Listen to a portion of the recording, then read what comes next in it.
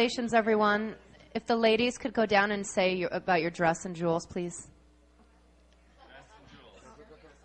Go ahead, Becky. Becky Newton. Vajli Mishka. Fred Layton.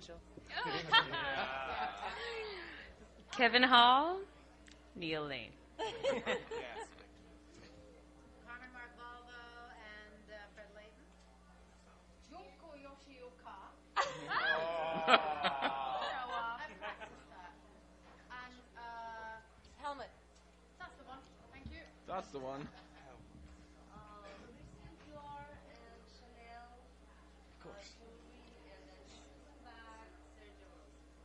Great.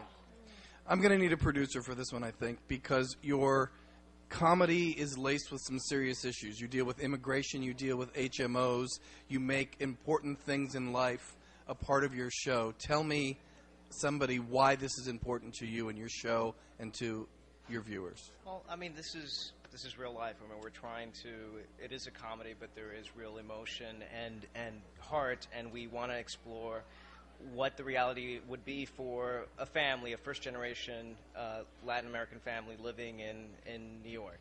And we want to, obviously, we want to intersperse the humor with real issues and really explore that. I sort of harken back to, Norman Lear's sort of kitchen sink, comedy drama. I mean, it resonates so much more when there's a real emotional bottom to it, and we want to go for it. Sylvia Orta? Creator of our show. Creator of our show. For the creators and producers, when we talk about shows that have originated across the pond, as they say, or in other countries, for every Ugly Betty or The Office, there's a coupling. So how were you able to make this a success coupling? I'm going to let the person As the producer of all three, it's about execution. Well, in other words, how do you execute that and make it an adaptation that American audiences love as much as they do? It's from the heart. It's the real deal, and Ugly Betty is the real deal. And it's so fantastic to have people express issues and talk about real subjects in such a real way, grounded in comedy and personality and character. It's so fantastic. It's so joyous for all of us. I have a question for Vanessa. Why is it, with Meryl winning for Devil Wears Prada, why is it that audiences love the bitchy, vampy boss so much? Why do we get into that so much? To the mic.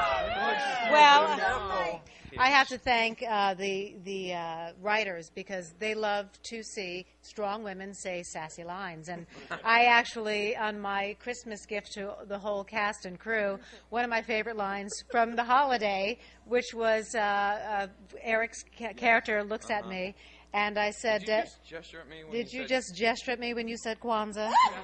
And it's a subtle race issue. It's a subtlety with power. And she's a firecracker, so it's a ball to play. When you play someone that's that broad, you don't have to be likable, you don't have to be nice, you don't have to be safe, you don't have to keep it contained. You can be broad and be free, and it's a lot like doing theater, and that's why a lot of us here with theater background love to play an Ugly Betty, because it feels like you're on a stage and you're about to do theater. And why do you think we eat it up so much as audiences? I don't know. You ask me. You're the audience. Because it's delicious. It's it a is vicarious delicious. thrill. demographic is represented in the show. Congratulations. This question is for Salma, because I think that part of the idea of bringing Ugly Betty to the United States was partly Salma, because she knew the character from Mexico. So I'd like to know, what made you think that a story that has been successful in Mexico or South America would actually work with the American public, which we always think it's so different than the Latin taste. And also, where is Betty's nephew here? Oh, he's probably underage for this He's lady. Oh, was he Yes. underage? Okay.